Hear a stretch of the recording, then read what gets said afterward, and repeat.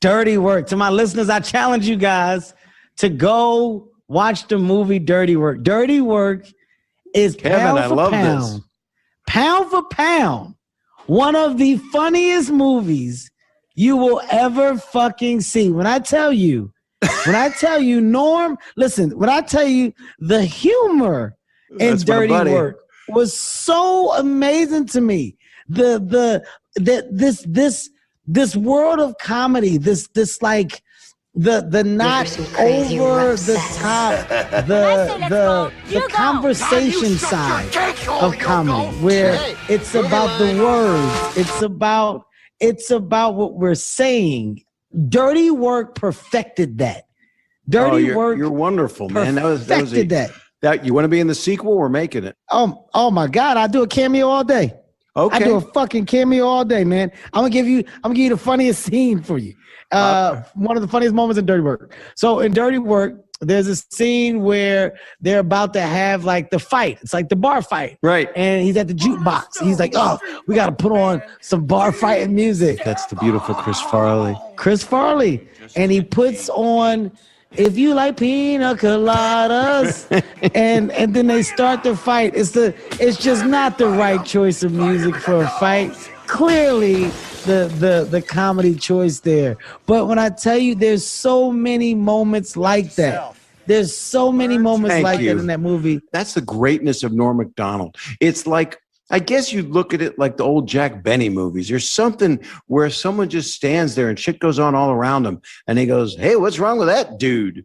You know, or hey, homeless guy, here's your $2. You know, yes, he addresses it. He talks at people with the title of what they would be.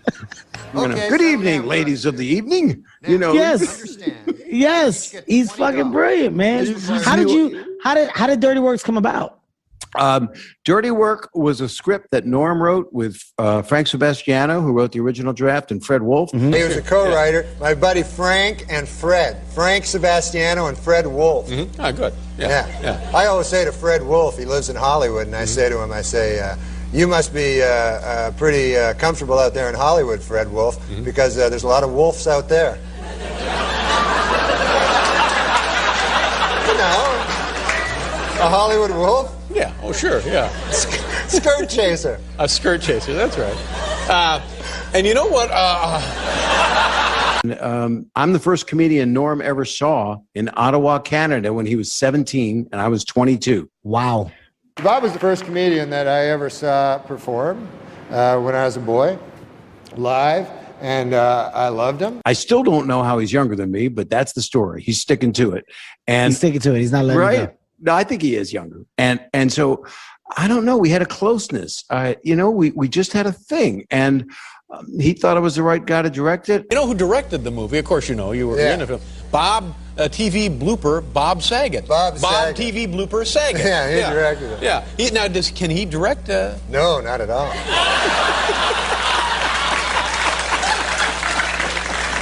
Was it just a lot of people getting hit with a rake and stuff? Just bang!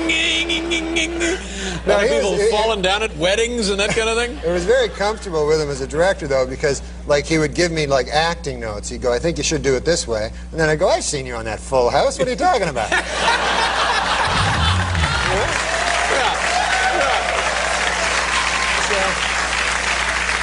So you hired him to direct the movie so you'd have somebody to push around? Is that what it is? No, he actually is very, very funny. Yeah, he's a nice...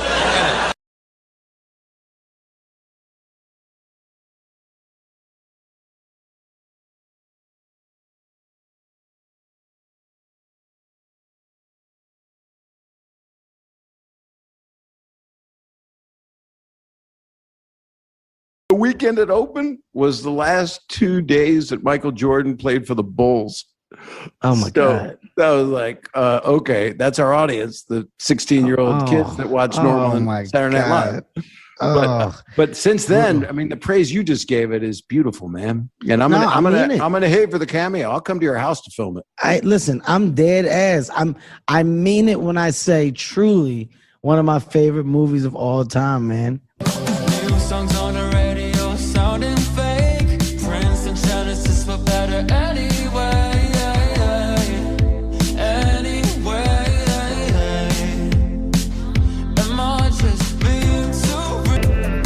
So if I had to say 5, I hate lists and stuff.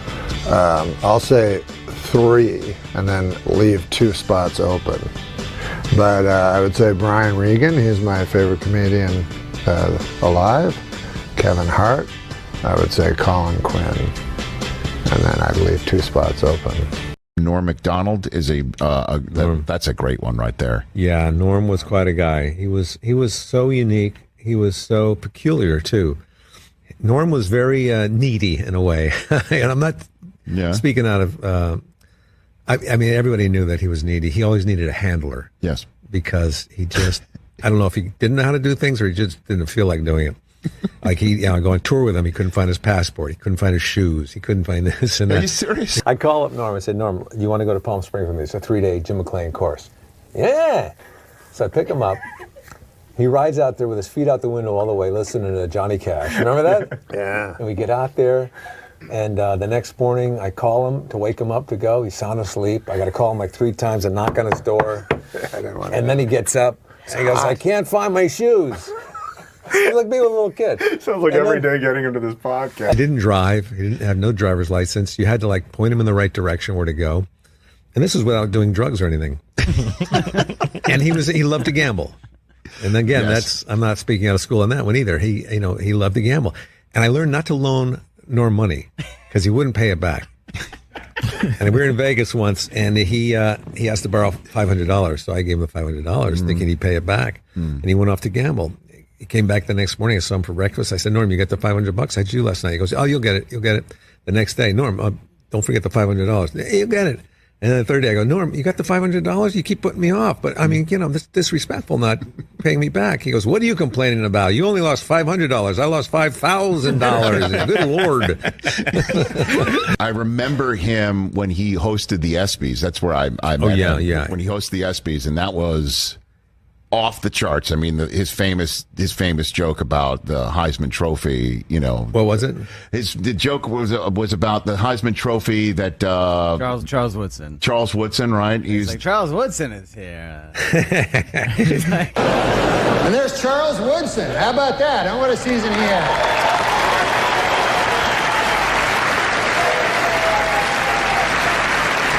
Great, man. He became the first defensive player to win the Heisman Trophy. And congratulations, Charles. That is something that no one can ever take away from you. Unless you kill your wife and a waiter, in which case, all bets are off.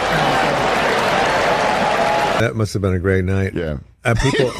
People would say how brave and courageous Norm's comedy was, but I just call it poor judgment. Yeah. They asked me to host this thing for Norm Macdonald, and a bunch of people spoke. And everyone was saying really great stuff, and a lot of people were funny. But man, Kevin Nealon had the greatest line, because a lot of us were talking about how brave Norm was, and he really was. He was fearless as a comedian.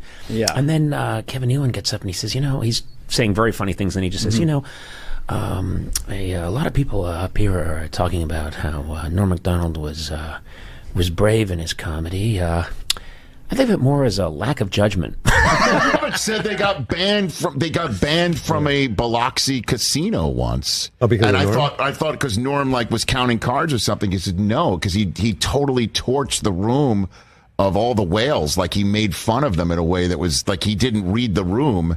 And he absolutely did that poor judgment thing, and that's why they got banned from a Biloxi casino. Even on his memorial, 10 people walked out. You ever follow him on Twitter, his golf commentary? Oh, my God. It was so great. Hilarious. Yeah, I mean, he did it just like an announcer. It was just great. Norm. Tiger dancing on the green with, He was just the all-time best, man. No question about it. I do remember him jumping out of like a stage door at Radio City Music Hall when, we were all getting ready for the night, and he was asking about a score of a game. Like, he just thought like I would be like his own personal sports phone. Like, hey, who's winning that game? And come to think of it, I got addicted to you. Oh, no, no, no. And come to think of it, I need somebody like you. Oh, no, no, no. I need someone like you. Version of Canada, but one of your other counterparts who's Canadian that you didn't mention there, Norm Macdonald, I can't see Norm having the same kind of sentimental attachment to Canada, or did that come up? No, I don't hear him talking that much about Canada.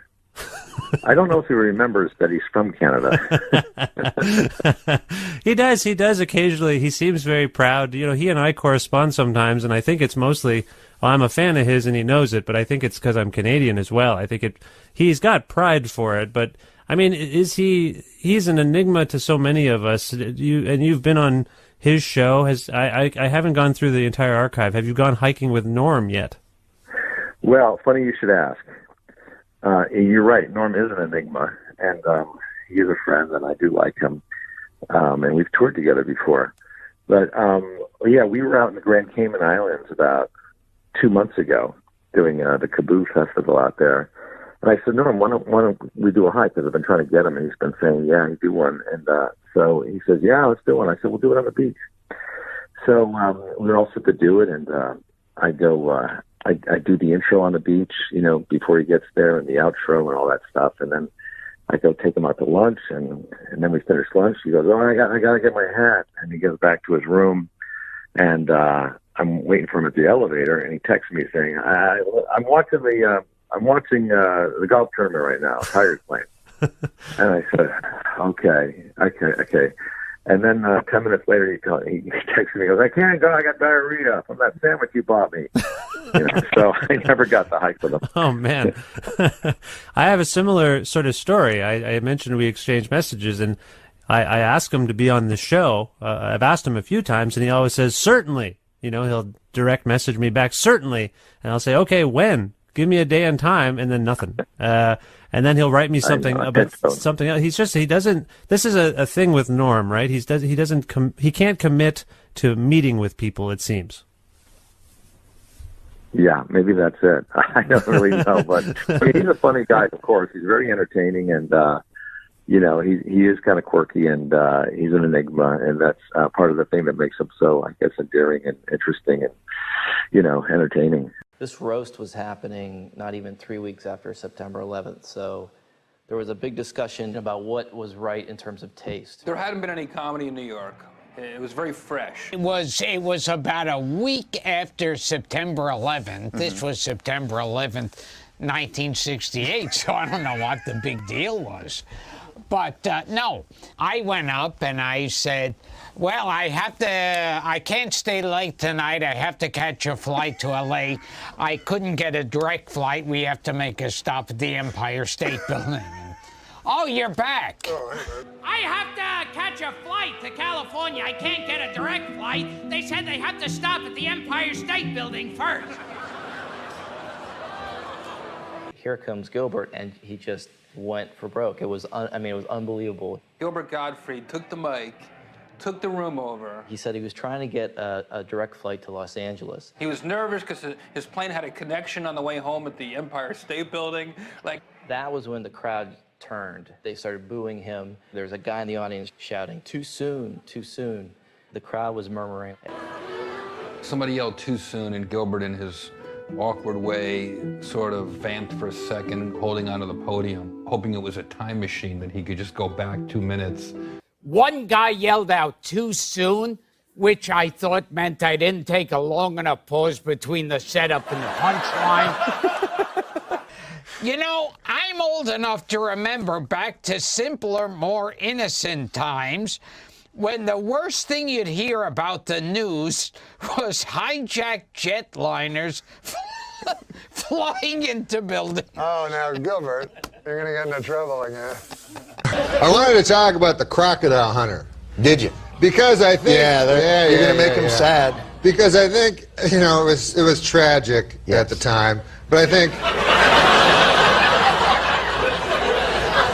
I don't know, people calling me, man, they're shocked. Oh, hey, you wouldn't believe it, who got killed? The crocodile hunter. Please don't make me laugh at this. They were like, he was 44 years old. I'm like, that's a ripe old age for a crocodile hunter. That's not... And you know who had to be pissed about it were the crocodiles, because he got killed by some fruity fish. And so, you know, You know, the crocodiles were like, hey, man, that crocodile hunter got killed. Who did it, Frank? Nah, you don't even want to know, man. Please don't do this anymore. No, Bill, man, you had a chance once. The guy go, man, I had a chance. I had that mother. He was Tommy with a stick. I could have eat him and his kid.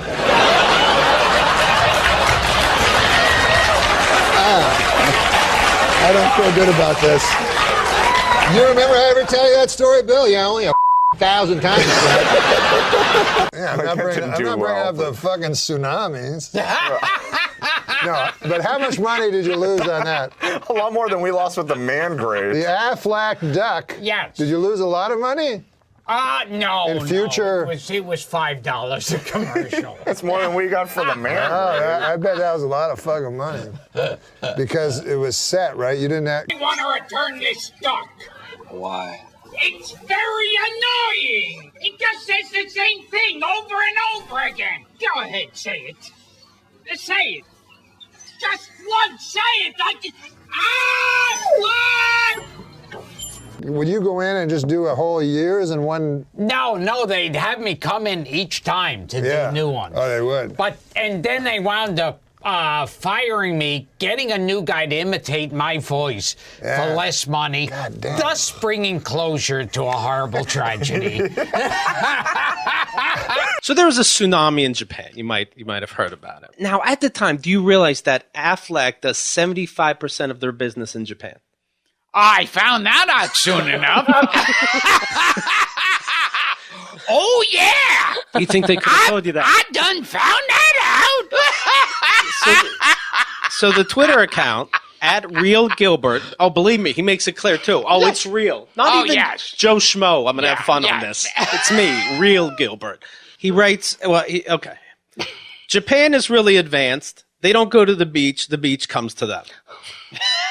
What do the Japanese have in common with Howard Stern? They're both radioactive.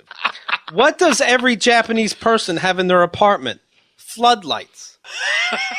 I just split up with my girlfriend, but like the Japanese say, there'll be another one floating by any minute now. I do remember he was tweeting so much, my lights started dimming. Yeah. See, but you notice when you were reading the tsunami jokes, everybody here was laughing. Yes, that's true. And see, that's the thing. That's what matters. You know what else? Right. Yeah. None of us were getting $1 million. Yeah. And also, we waited a good 48 hours after. Oh, yeah. Well, that always got me when they say too soon. Why is it okay later? Yeah, because it's like you can make a joke about the Titanic now. Right. And it's like, I'm thinking, so if you make a joke about the Titanic now and you're a good person, because you didn't do it back then you're saying, okay, I waited, fuck those people who died on the Titanic. Too soon. Well, at least you can't blame this on the Jews. It was an iceberg, not a Goldberg or a Silverberg. Too soon. Lincoln was a great thinker. I wonder what the last thing to go through his head was. Ew. You know what the last thing was that Jackie Kennedy said to John? It's a nice day. Why don't we ride with the top down? Too soon. This is the worst motorcycle race I've ever been to.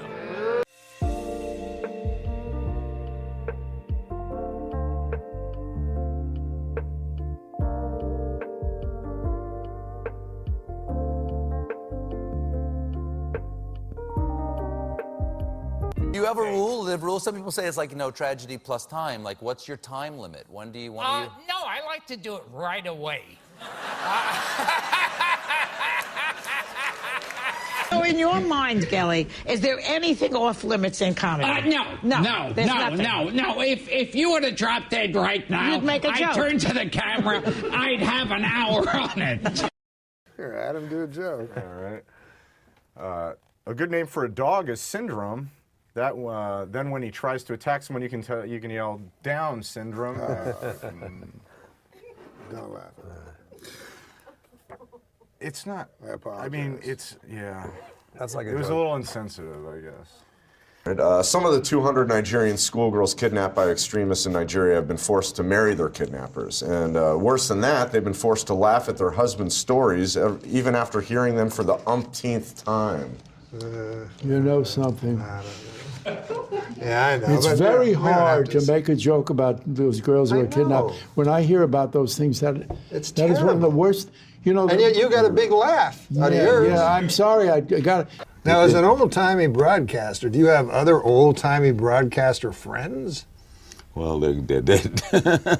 Mike Wallace was a great friend. Mike was a grand guy. I said, he had dementia at the end. That's funny to you. You know, Macdonald, I want to tell you. No, it's a very odd thing to say. If you're looking to broaden your horizons, I don't think it's wise to laugh No, because at you someone just who said- had dementia. I'm not laughing at that. I'm laughing that you said. He was you the best. just said. I loved him. Mike It was Wallace was a sad. great guy. He had It was- dementia at the end. It has heavy-duty grilling grates. Why are you laughing? You think the grilling grates are flimsy? No. No, they're heavy-duty grilling grates. They deliver exactly what you need to achieve when you need to achieve that perfect steakhouse flavor. Why are you laughing? You're making a mockery out of the man grate. I'm pretending I know who Albert Gray is. I didn't. No, Albert Fish. Oh. You're a New Yorker. So anyways, he was a child rapist and cannibal, as I explained. When he says child Jesus rapist, you try not to Christ. laugh when he looks at you. Oh, There's come something on, man. It's not funny. I know it's not, but I know you want people to laugh. Fish chose his victims. He only chose victims who were either mentally handicapped. Now, don't laugh at this next part, please. But you know he wants you to, right? No, if you laugh at this next part. Okay, and I'm not going to Fish drink chose water. victims who were either mentally handicapped or African American. Oh, come on. Why would you think that's funny? God damn, Fred. Jesus Christ, that was the worst part of the story. But why do you think he did that? What would be the explanation? Why would he only attack? Why would his victims that he chose only be either mentally handicapped or African Americans? Because people in those days didn't care when those people were vanished. You're thinking like Albert Fish now. And prostitutes. That's why they. That's right. Prostitutes. Exactly. Nobody really cares about prostitutes. But you're exactly right. That's why Albert Fish killed only mentally handicapped and African Americans. What about? Okay. I thought you'd laugh at African Americans again, that they were.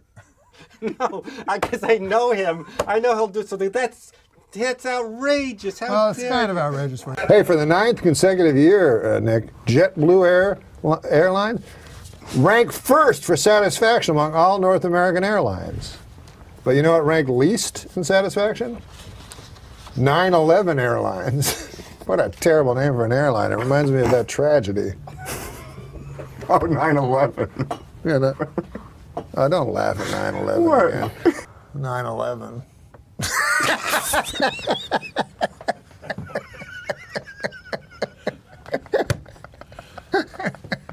I tried to tell him not Way to to go, laugh. Adam. I know. I walked through blood and bones in the streets of Manhattan trying to find my brother. Jesus. Yeah, he was in northern Canada. Do you want to hear my impression of the That's going to be you if you don't lose weight. You want to hear my impression of the 9/11 call from Johnny The Carson? 911 call. Yeah, I'm sorry. Yeah. But 9/11 was a national tragedy. Yes, it was. Why do you laugh at that? You said it. Johnny Carson died at 80 years old. Okay, Johnny Carson died at 80 years old. Would you like to hear my impression? Were you in New York when the Twin Towers fell? No, I was in Los Angeles. Well, either way, it was a national tragedy. It was. Yeah, I know. 9/11.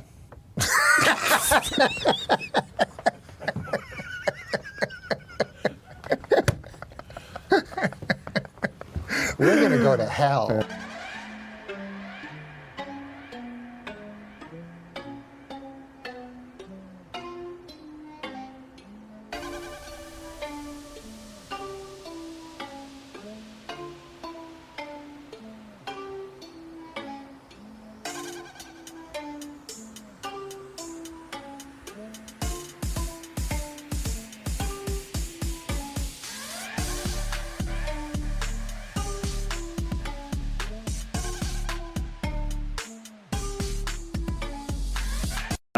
gentleman with his hand raised in the back. Yes, excuse me. Hi, Kevin. Could I borrow your notebook? I didn't bring. Thank you. Dave from Basketball Digest. Kevin, KD, why do people call you KD? Can I call you KD? Or? Yeah. Okay. My first name is Kevin. Right. And my second name, my last name. My second name. My last name is Durant with a D. KD. This year, what percentage do you plan on giving on the court? 90, 95, 100, 110? What are we looking at? 110. 110. 110. I just got off the phone with the Dolan family, and they said that they're talking to the commissioner now. They're looking at working a contractual deal that will allow you, when you're not playing for the Nets, days off, you'll be able to play for the Knicks. Comments? All right, Dave, that was the last one. I'm sorry, was that a comment? That's it. How about you? Do you have a comment? Wrap it up. Okay. I'm being told my time is done. Have a great year. What about the Pelicans? When you guys play the Pelicans, does it kind of make you giggle? Yeah. Okay. All right. That's all I got. That's it, everybody. Thank you. Good night. Okay. Good job, Dave. I have to go make some calls now. Tough act to follow. We'll go to Brian Mahoney, Associated Press. You let anybody in here. Hey, I heard that. Is this a really good question, Norm? Here's a familiar face for you, it's a Blake. question from Blake's good friend, Norm. No, Blake, it's fun watching you this year. Wasn't it cool? Yeah. Thank you. And I was wondering, like, there's a kind of a curse with Rookie of the Year. Nobody's ever repeated it. I didn't think about that. Well, I'll try as hard as I can next year, but all right, man. I don't know. Thank you for that question, though. That's going on top of the goals for next year.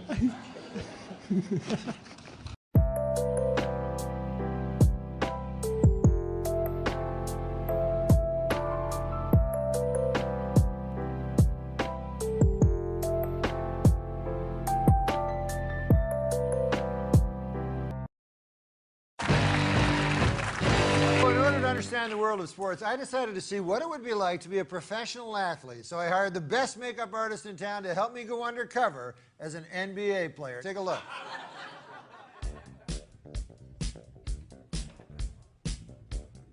Hey, Alexi. So you're the guy that made Tyra look like a fat lady, right? Sure am. Excellent. Okay, well, make me look like that guy. You got it. Yeah. You work the face, I'll work the body. Oh.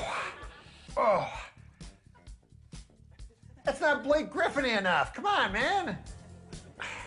More Blake Griffin-y.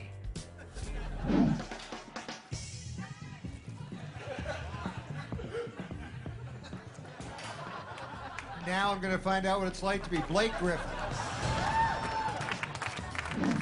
First, I'm going to fool his teammates. Stupid door. I'm Blake Griffin, and you are? Your good friend and teammate, DeAndre Jordan. Oh, my good friend DeAndre Jordan, of course. So what time's rehearsal? You mean practice, right? Yeah, practice. What's up with your voice? What's up with your voice? Ah! I'm open!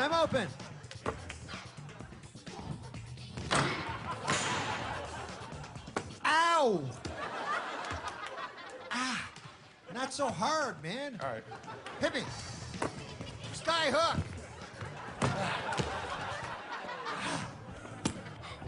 Are you all right? Blake, we haven't started. I gotta quit smoking.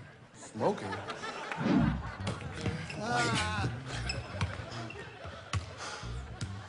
What's up with you today, man? Still got my defense.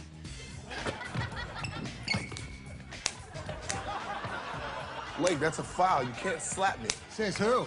I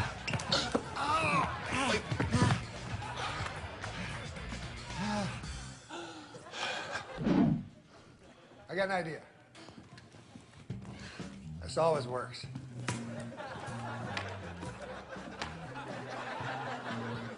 Just jump up there and get it. No. Yeah. Whew. Oh. Jeez. I don't know what's going on here. My heart is beating so fast. Are you all right? I think I pulled part of my leg that's underneath the top part. Ah, sweet Cordy Howe. Oh, hold on. Give me 1 second. Sorry I'm late. Somebody burned my house down. Oh no. I gotta start working out.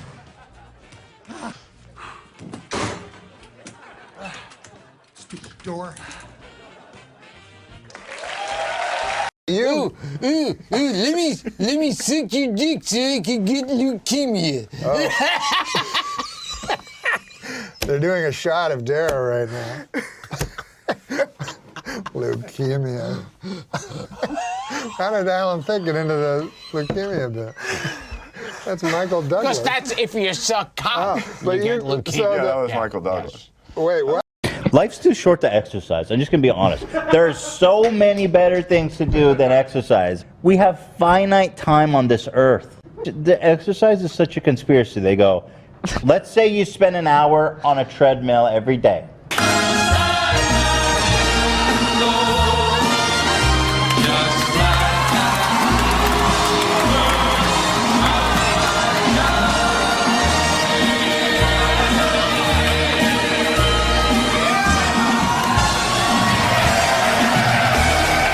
So you're working out now and stuff, right? Yeah, how about you? I worked out a couple times. I liked it when I was young. I didn't have, you didn't have to work out. You were just in good shape. Yeah. And I was in my best shape back then. I think I was in seriously, when I was like, when I was 1. That's when I reached your peak when you were 1. My God, I look great. You wouldn't know me now. You see me back then. I was young and fresh. Can imagine. I can imagine. Even for my age, people would come up to me and go, what, are you 0? But I go to this doctor and he gives me they always give me these crazy things. And so he said, I want to test out your body fat. Yeah. Mm-hmm. Meanwhile, I'm a really skinny guy. Yeah. My whole life I've been skinny. I've been self-conscious about it, conscious. Right. And I always had problems with those words. I always thought conscience was conscious. It's fine. Don't worry about it. This is not an elevator with Shriners, so just relax. So the guy, I said, I don't need no body fat thing, man. I'm a really skinny guy. So he puts these calipers on me, and he tests me out. Comes back, turns out I'm fat as well as skinny. Seems unlikely, doesn't it? He explained it to me. I'm skinny, but also fat. I'm bones and then fat around the bones. I have a horrible body. So the guy tells me, you got to get to one of them gyms. Oh, start working out a little bit. Yeah. So I go to the gym, and holy Lord, have you ever been to one of these? No, I don't go. They're crazy. Yeah. You got to they got the weights, Yeah. That's the big thing. The big weights. Weight machines, sure. So you got to lift the weight. It's really heavy, and then you got to put it down. Then afterwards, lift it again right away. And it's endless. It's hundreds of lifting. And then afterwards, you're just sore and you're not big at all. And I don't want to be big. I have no use for being big. Yeah. I'm just a guy. I watch some TV. I eat a fish sandwich. I don't got to be big. I don't need abs. What am I going to do with abs? I could show them to my friends. I go, hey, look on my belly. What I got here? Some abs. What are you looking at? Well, nothing. I'm just, but maybe if you worked out a little bit, perhaps Shriners would leave you alone. Wouldn't be a problem at all. New songs on the radio sounding fake. Trends and challenges for better anyway.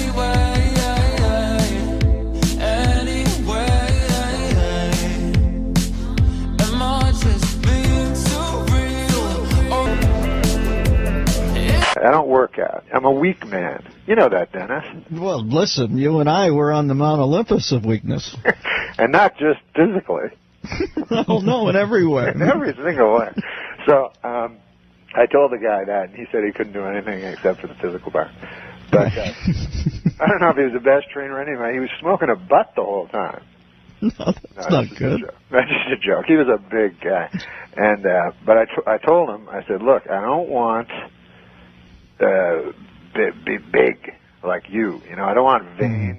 I have no use for that in my arms, you know, or abs. I don't want abs. I don't even know quite what they are. All I know is they were invented around the 80s. And I don't even know what you do when you get them. You know what I mean? Because you got to wear a shirt. You know, you just go to work and go, hey, you want to see these things on my belly? Everybody's like, no. But so I told the guy, I said, I'm here for one reason only. I want to have one hot ass. Do you know about this girl? She's mad at you. She was on the Greg Fitzsimmons show. Did you hear anything about this? I know Greg Fitzsimmons. Yeah, Greg does a show for us, and Greg was interviewing some girl, and she was going off. I know who it is. What's the girl's name? You know, me and Norm have worked with her before. That's why he's going to laugh when I say the name. Laura Keitlinger. Hates your guts. Did you know she hates you? Oh, my God. Do you want to hear the clip? All right. Okay, when Dirty Work came out, Comedy Central had a show called Canned Ham. It promoted movies, and me and Norm did it. Oh, she hosted. And she was the host. And she seemed, right? But she seemed fine. You have no problem with her. She was on SNL. Okay, listen to the comment on this, if you will. By the way, wait, can I interrupt your old friend, Norm Macdonald? Did you guys write together on, He's not a friend of mine. Roseanne, right? Well, I was just using it loosely. Now, you had a reaction just now to Norm Macdonald. Mm-hmm. Not a friend, not a fan. You worked with him, though. Mm-hmm. At Saturday Night Live. Roseanne. No, I missed him at Roseanne. Well, I came in, and he was supposed to be the my guide through SNL, and it turned out that he is a shit stirrer. He was busy pissing in a bucket in front of people. Well, no, he loves to pit people against each other. He used to find articles where somebody said one thing, and then he'd stand in the doorway and laugh. He'd find an article where Janine said something about Adam, and just create all this havoc. So it's funny that you said that, because he's probably one of the few people I really don't like. Yeah. Norm is someone who really sticks out. Well, to you. because it was such a kind of a vulnerable time, being because it was the first time I'd ever done live TV and stuff, and he really, and for all of us, really kind of made it difficult. What about Norm Macdonald? You're at war with him as well. You two don't like each other. Warring with Norm? Here's what Norm said. Oh, good. I got it for you. Another one. Chris and Norm Macdonald apparently hate each other. This is according to my notes. When Norm hosted Saturday Night Live, Chris did not appear on the show. Wow. Wait, when was it? In November of '97. Oh, right. Norm said of Chris, I don't know, but to me he seems gay. Right. He claims he's not, but I've never seen a guy who's not gay seem so gay. I don't find him funny. What can I say? Never made me laugh. What happened between... First of all, I don't believe you're gay, are you? I know someone you dated. No, I'm not gay. Yeah, you did. And he's certainly had to have laughed at you once or twice. Right. Yeah, you're exactly. A funny guy. Right. Well, that was the your characters. Some of your characters are effeminate, so maybe people will think you're gay. Like Mango's, he's gay. Queer as day. Right. So yeah. So is Norm a homophobe? Is that the problem? He doesn't like gay characters? I definitely think he has a problem with homophobe. But give me the history of this. I love feuds. Okay, let's see.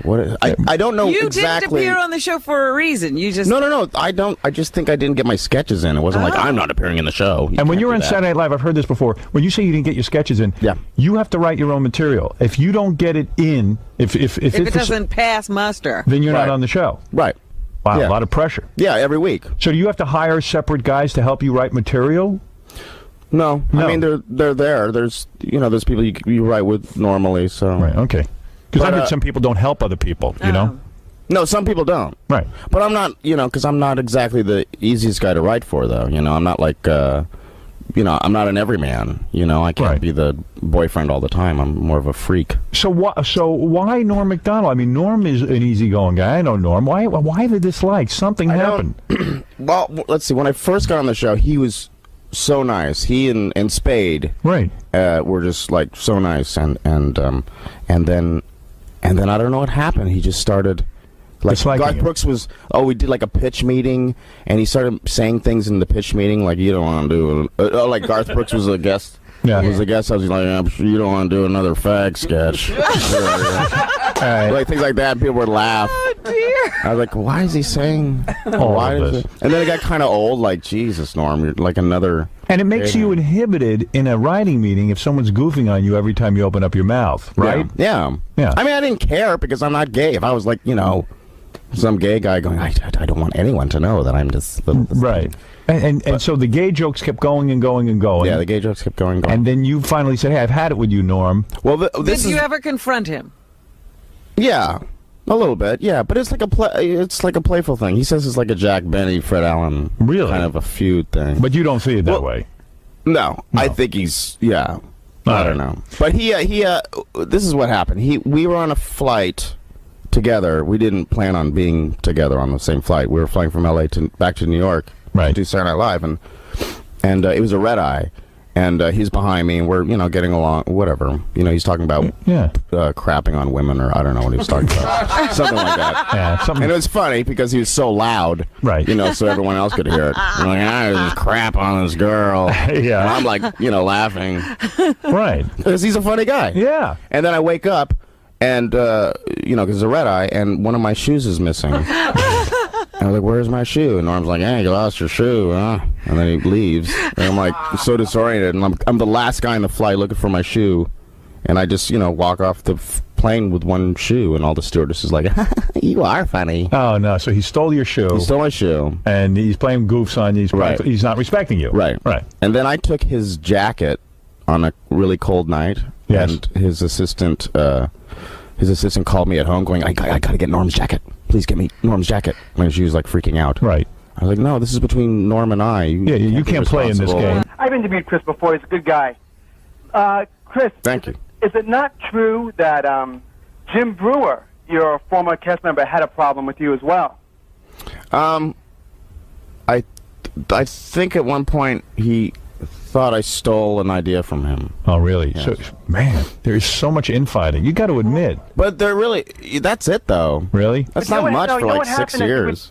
With a lot of the cast members, and I think with Chris, do you remember that Rolling Stone cover came out, and they only put certain members of SNL on the cover? Yeah, that was a big deal. Didn't that cause a lot of strife inside? Yeah, well... Why, they only chose certain amount of people for the cover. It was you. Right, it was Will, me, Molly Shannon, and Sherry O'Terry. And you did the cover, and the rest of the cast felt like, hey, what are we, garbage? What is this? But why be mad at you? It was because of our characters, too. It was like there was the cheerleaders. You were the breakout guys. Roxbury guys. Right. And Mary Catherine.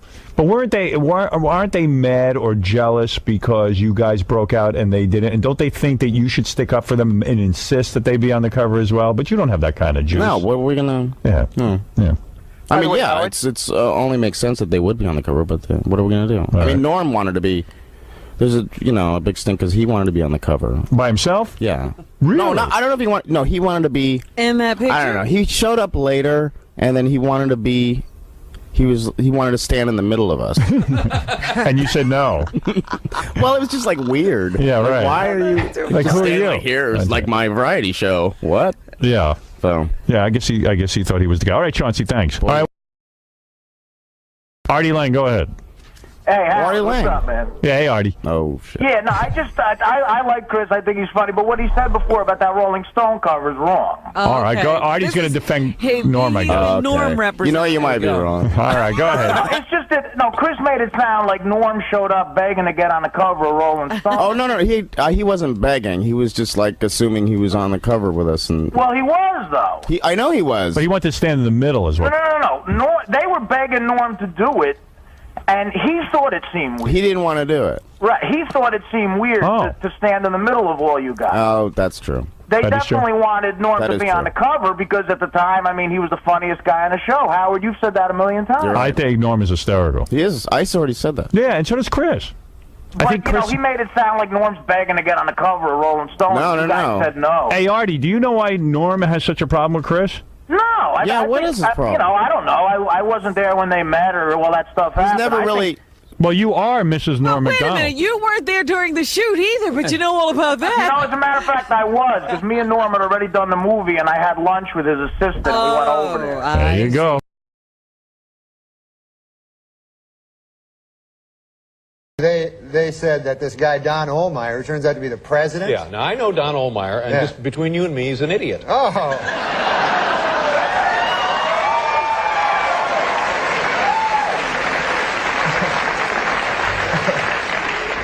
So I wouldn't take it seriously. If this guy fired you, you may still have a job. You never know. Norm is here. Norm's so much in the news every time I turn around. What? Oh, me in the news? Yes. Yeah, I know. Hotter than ever. Yeah. My gosh.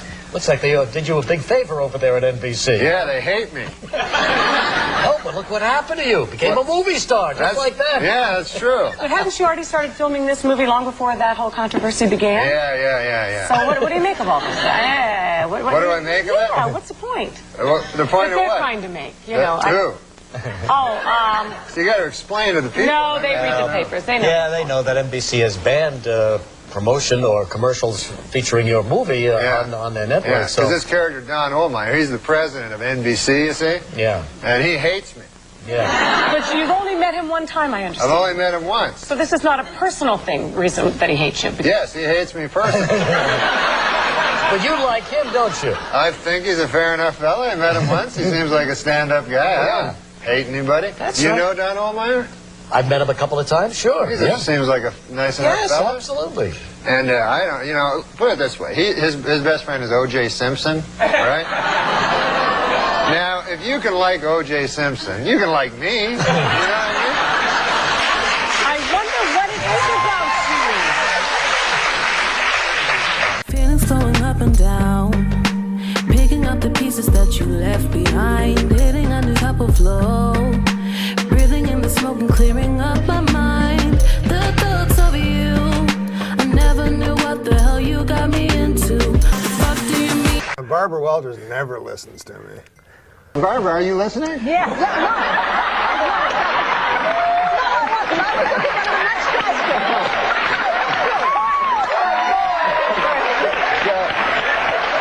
I have to talk to Sherry Shepherd. Fortunately, we share views on dinosaurs. But I can never get that lady, the old lady. You are really wild. I mean, you're wild in that show, and you're wild in person. What? Yeah. Don't you think? No, I think you're wild. What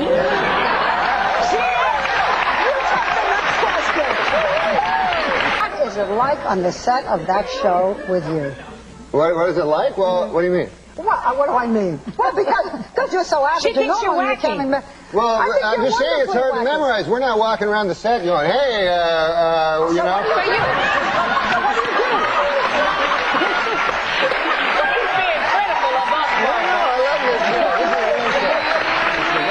So, unless you've been living under a rock, Star Wars. I do not understand why people stand in line for days and days and days. They can't see the movie in 2 weeks. I mean, they don't have jobs. In any event, so I went to see Star Wars. I have never seen any of the Star Wars, and I felt terrible about it until I learned that I never saw it. Never saw the first one. I never saw any of them. No. You never saw anything? You never wanted to see Star Wars? No, I never liked them. I don't like those science fiction because my dad always hated them. And you know how you try to be what your dad, you try to be, you know what I mean? And I remember when I was a kid, I watched that Twilight Zone. Remember that show? Yeah. And oh my God, my dad hated it because it was too fantastical, and he thought I should be doing the chores. And I remember one time me and my brother were watching Star Wars. All I said was, have you ever seen Star Wars? 10 minutes later. This goes on. That's Norm. I mean, we only have 2 more minutes. I was just giving you a little backstory. You were going to take steroids? Yeah, but then I found out, you know that they shrink your testicles? Did you know that? I thought that was the fun part. You know what? If you look at this little action figure, I'm telling you. Unfortunately, we're out of time. Too bad. And I have to say, Norm, that speaking as you just did, you fit right into this category. And we may just add you every day to our Hot Topics. Norm, you are Thank you. Thank you, brother. Thank you, Norm. We'll be right back. So try these words out. Droll, sarcastic, controversial, hilarious. Well, those are some of the words that are used to describe Norm Macdonald's character on his sitcom Norm. But as you'll see in this clip, people may think twice before they use the words smooth or charming. Take a look. Hey, Lori. Hey, look, I can see your underwear there. You're supposed to see them. Yeah, that's a little desperate, isn't it? I'm playing tennis with Shelley. You're playing tennis with Shelley? Yeah. Hey, I have an idea that would even be more fun for you. If I played tennis with Shelley, while you, I don't know what you do, who cares? And in spite of that, please welcome Norm Macdonald.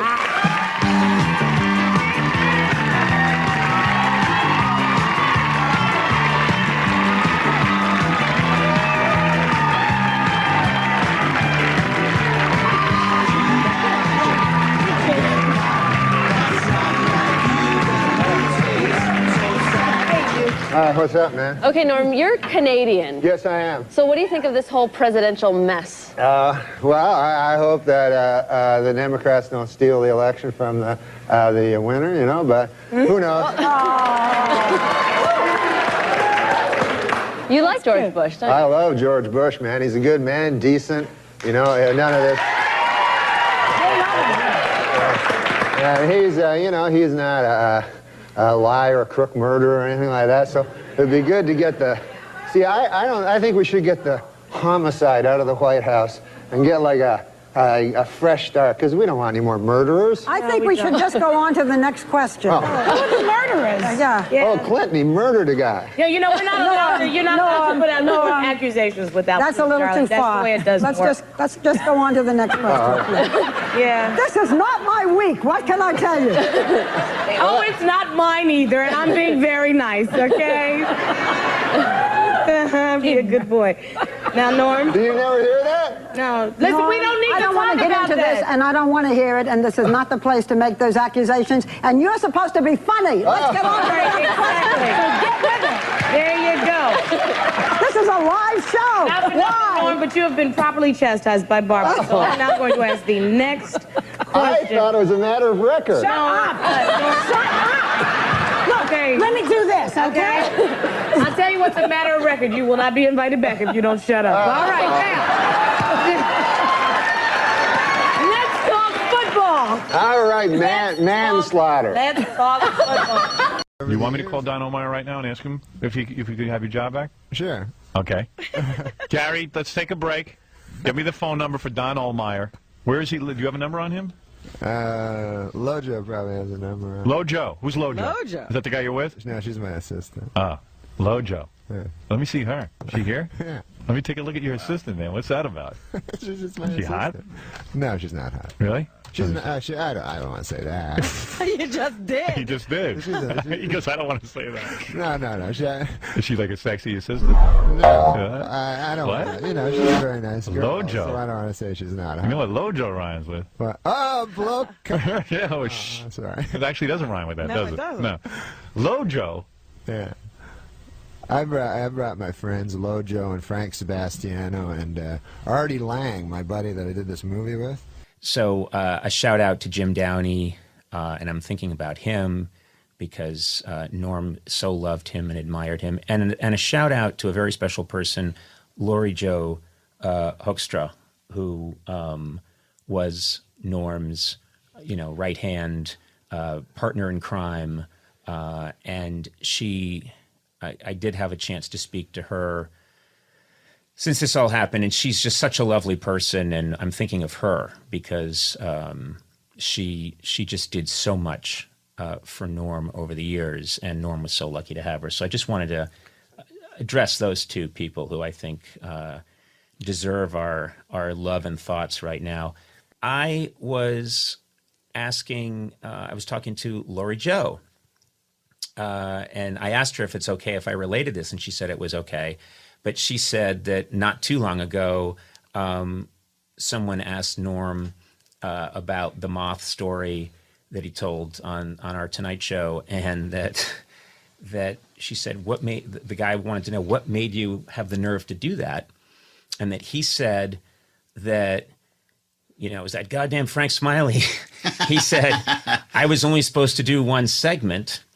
And then suddenly in the commercial break, Frank came over and said, like, you're doing another one. Because whenever I had Norm, I was greedy. I wanted more Norm. I always wanted more Norm. And so he didn't know that we were going to ask him to do a second segment. He had nothing planned, absolutely nothing planned. And so as recently as like, not that long ago, I think this was a couple of months ago, he was telling somebody, damn it, that was Frank Smiley. Hey, get back out there. Conan wants more. So he heard that joke from Colin Quinn. And he did the segment. And it was he had 7 minutes prepared. Yeah. And so he basically, you say, and then he's done. You say, we'll be right back with more Norm. And he goes, I've got nothing to say. Yeah. So then he remembered the Colin joke, and it was a 20-second joke. So he asked you, how long is the segment? And he was hoping you'd say 20 seconds. Right. But you said 7 minutes. Yep. So it became a 7-minute joke. Yeah. I did say, I said to Lori Jo today, I said, on the flip side, because I brought this up, and I said, on the flip side, if in a magical world, Norm had been presented with all of this incredible praise, he would have found a way to deflect it. Ridicule probably would have made his skin crawl. Yeah, exactly. Yeah. And so, he wouldn't have. This might have been the way he wanted it, but.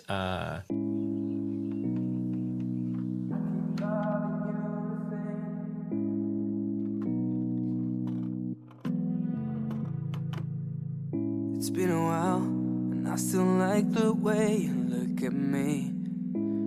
One that makes me laugh every single time. And well, I mean, I'll tell you the joke, I'll tell you in a second, but I also love the phone call that is 100% real.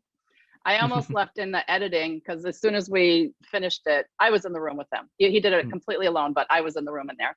And as soon as we finished, I said, who called? And it had been his brother, Leslie. Yellow is the best color, but I don't know if you call that an opinion. It's just a, oh, hold on, it's my phone. Hello? I got to phone you back on account I'm doing a special on the TV, comedy special. So I'll call you back, okay? Okay. So I almost left that. Oh my, I just froze there. But I almost left that. I almost left that in just so people knew that phone call was real. But anything Norm does is real. So it's not even a question whether that was a fake call or not. It was real. And then of course with the dog barking, I like that in there too. Like I flew in from Vegas, I remember one time, and there was some turbulence. And I was like, I'm eating that fucker in 14 years.